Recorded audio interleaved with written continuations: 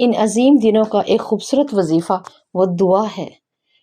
دعا کے لیے آپ صلی اللہ علیہ وسلم نے فرمایا لیس شیء اکرم علی اللہ من الدعاء، اللہ کے نزدیک دعا سے بڑھ کر کوئی معزز اور عزت والی چیز نہیں۔ اور خود بھی اللہ رب العزت فرماتے ہیں انا مالک من ذا الذی یدعونی، کون ہے، میں مالک ہوں جو مجھ سے مانگے گا، یدعونی فاستجب لہ، پھر جو وہ مانگے گا تو میں اس کو جواب دوں گا، اس کی دعا کو قبول کروں گا۔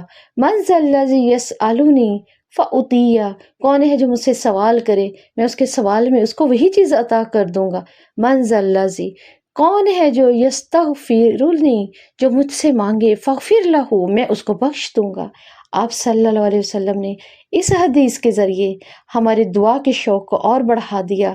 آپ نے فرمایا ان اللہ رحیم الکریم، اللہ بہت مہربان ہے، بہت باعزت ہے، یستحیی من عبدہ ان یرفع الیہ یدیہ، اس کو کیا ہے، بہت شرم آتی ہے جب اس کا بندہ اس کی طرف ہاتھ اٹھاتا ہے، ثم لا یضع فیہما خیرا، پھر وہ اس کے دونوں ہاتھوں میں خیر ڈال دیتا ہے، یعنی اللہ تعالیٰ کو شرم آتی ہے اس کا بندہ خالی ہاتھ لے کے واپس لوٹ جائے۔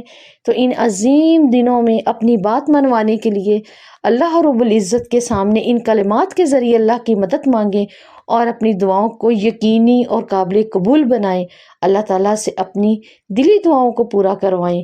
پڑھنے کو، ان کلمات کو دن رات پڑھیں اور اپنی دعاؤں میں انہی کے ذریعے اللہ تعالیٰ کی مدد کو شامل حال پائیں۔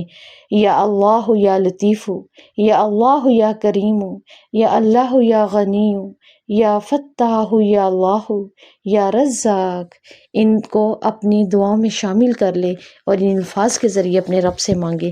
ان عظیم دنوں میں اس سے بڑھ کر خوبصورت وظیفہ اور کوئی ہو بھی نہیں سکتا۔